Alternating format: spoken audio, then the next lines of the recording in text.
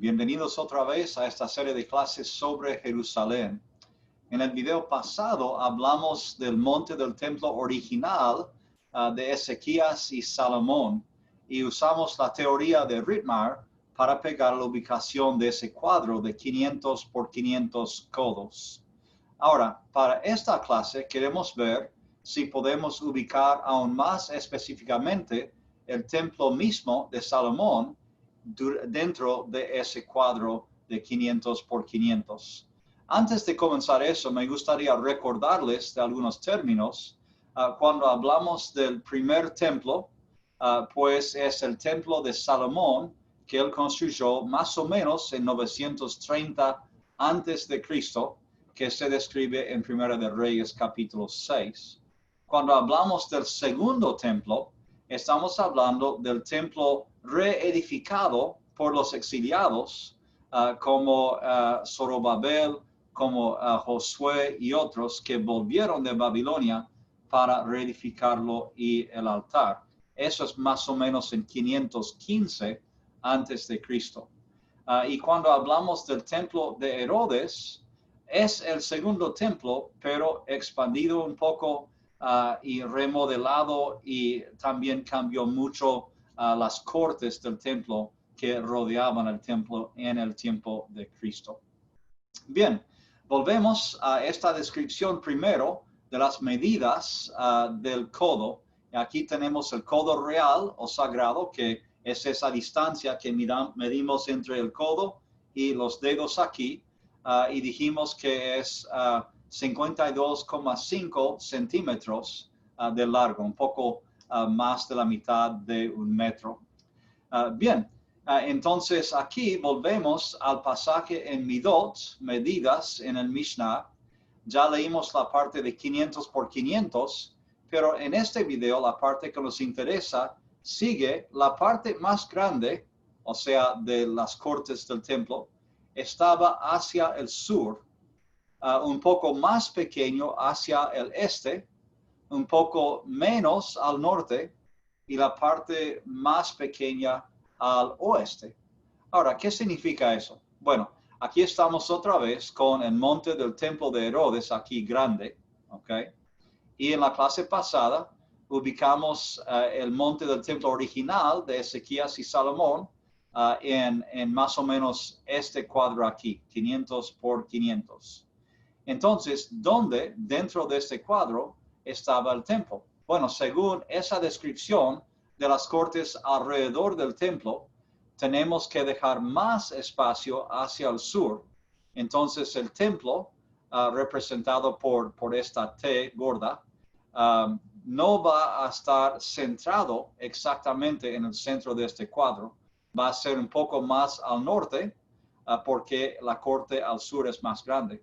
Después dice que esta corte al este es más grande, el segundo más grande, y que al norte es un poco menos grande y al oeste es el más chiquito.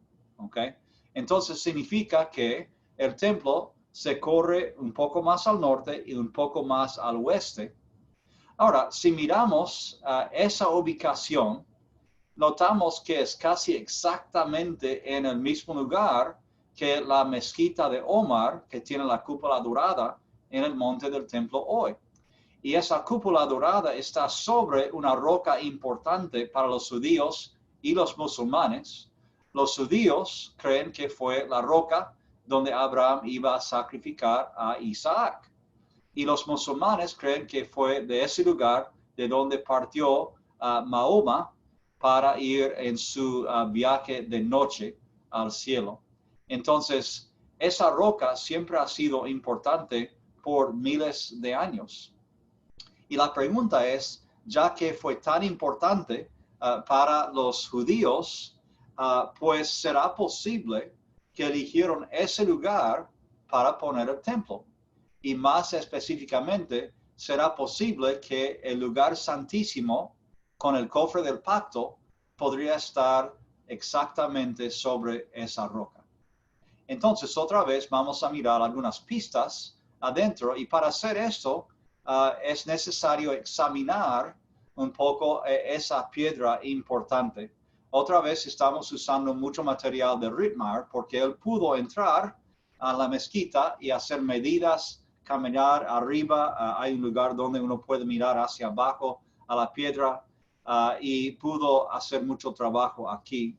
Y él nota que este es el plan de la roca, o se llama es sacra, la piedra.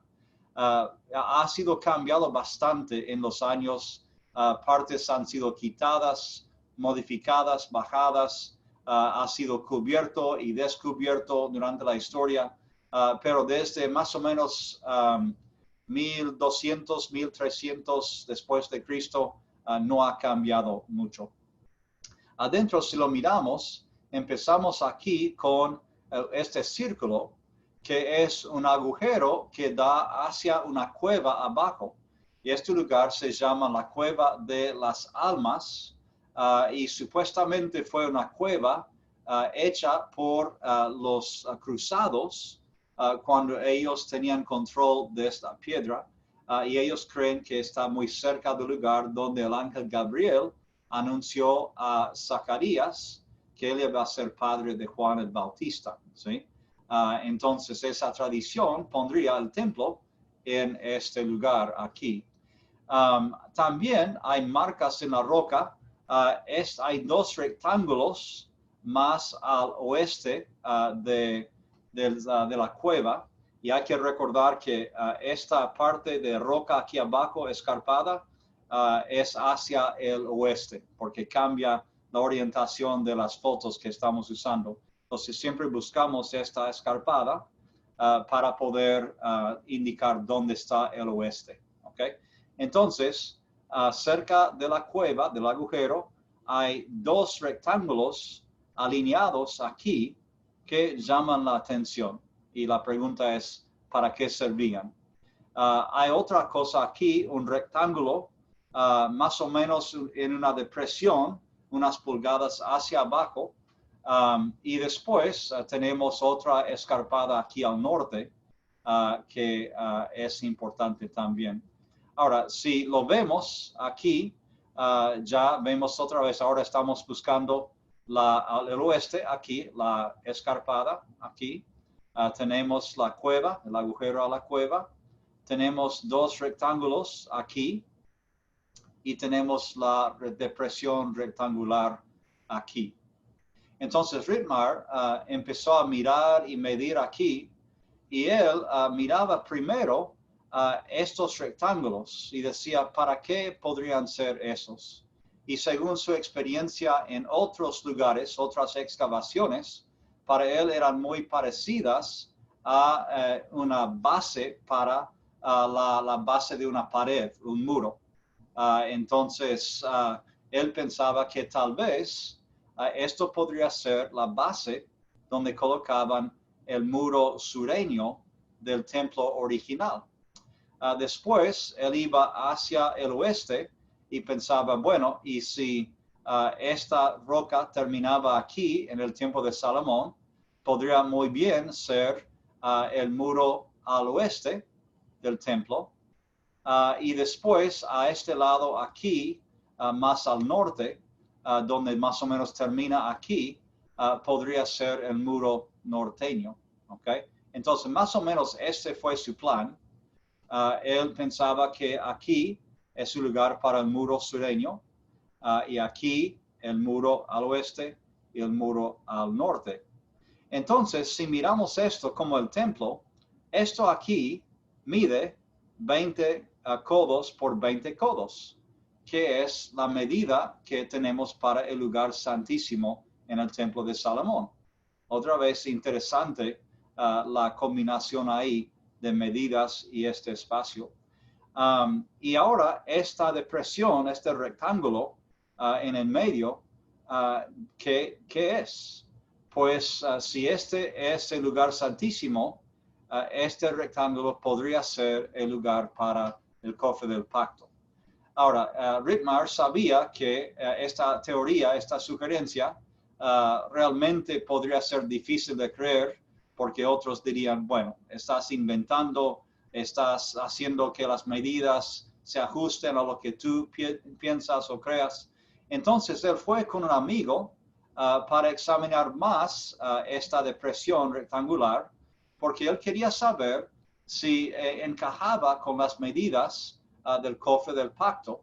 Entonces un amigo usó una tecnología que se llama fotogrametría, y él usó eso para medir exactamente la roca y también la parte del rectángulo donde tal vez estaba el cofre del pacto. Y resultó que ese rectángulo medía 2,5 codos por 2 codos. Lo interesante, hablando del arca, del cofre del pacto, es que la medida del cofre del pacto es 2,5 codos por 1,5 codos. Entonces, de largo está bien, pero de ancho es un poco más ancho la depresión en la roca de lo que necesitaba el cofre del pacto. ¿Okay?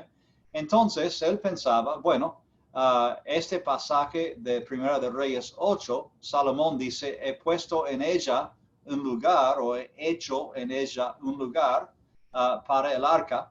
Él pensaba, tal vez indica que Salomón hizo esta depresión y el espacio es cerca de las medidas, pero no quedó satisfecho porque decía, ¿por qué el codo, el medio codo extra? ¿A qué corresponde eso? Y encontró el pasaje en Deuteronomio 31, donde Moisés indica que los sacerdotes deben poner el libro de la ley, o sea, el rollo del libro de la ley, al lado del arca del pacto. Entonces él piensa, bueno, entonces el cofre encaja perfectamente de largo y después de ancho hay espacio para poner el rollo con la ley. Entonces, este lugar podría ser el lugar en cuanto al tamaño para el cofre del pacto. Interesante. Otra vez, como muchas cosas con la arqueología, estamos hablando con evidencia parcial, ¿sí? Y es evidencia que uno puede tomar de una forma y otro puede tomar de otra forma. Entonces, no estoy forzando a nadie a aceptar esta teoría de Rittmeyer, pero a mí me llama la atención porque él tiene algo de evidencia para usar en esta teoría.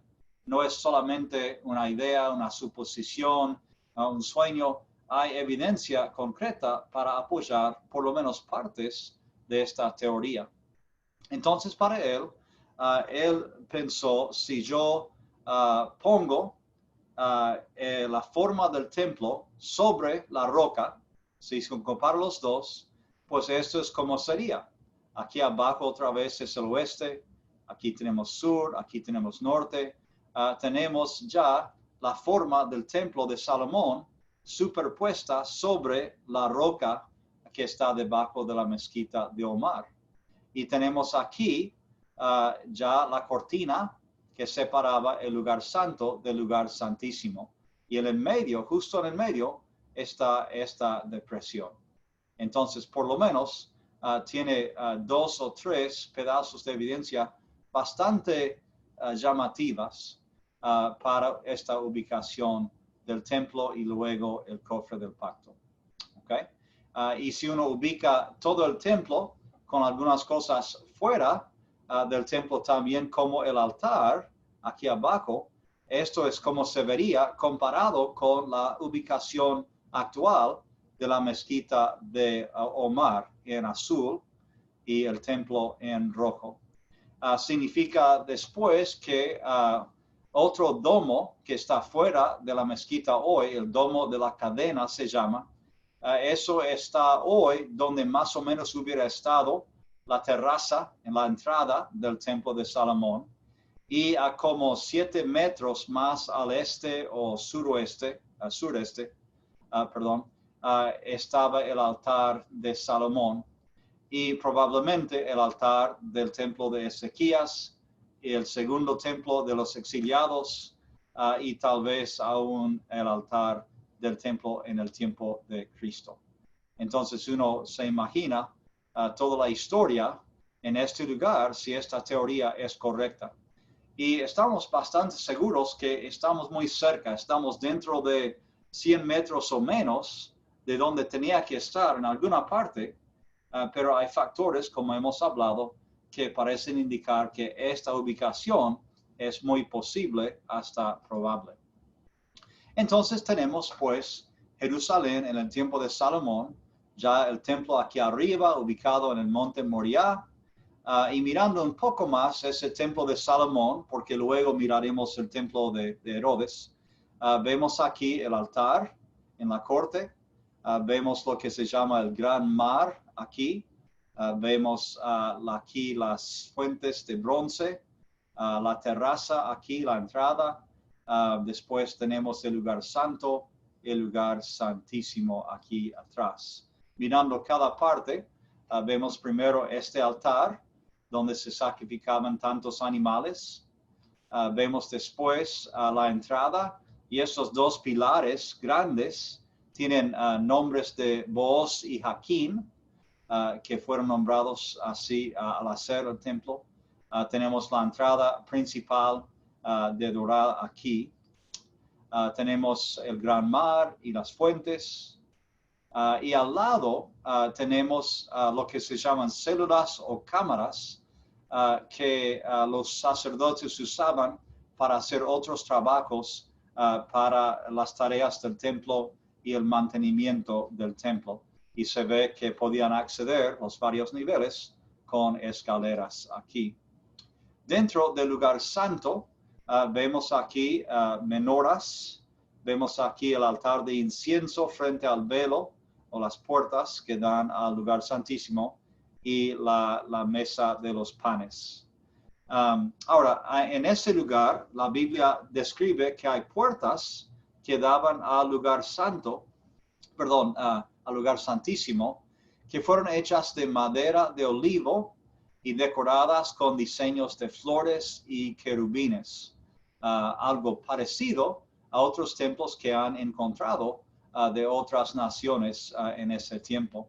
Y por supuesto, dentro del lugar santísimo, tenemos el cofre del pacto, que en el tiempo de Salomón, cuando lo colocó, tenía la ley adentro, pero ya no tenía la jarra de maná, ni la vara de Aarón, como tenía en el tabernáculo al comienzo, solamente la ley. Y aquí los querubines que están al lado del cofre del pacto. Entonces, ya tenemos un pequeño tour del monte del templo cuadrado. Hemos tratado de dar evidencia para la ubicación de ese templo sobre esa roca importante donde está la mezquita de Omar hoy, y hemos visto cómo compara el templo de Salomón con ese lugar y cómo está ubicado, o cómo estaría ubicado hoy si estuviera. Bueno, espero que eso haya sido interesante y útil para ustedes. Nos vemos en la próxima clase.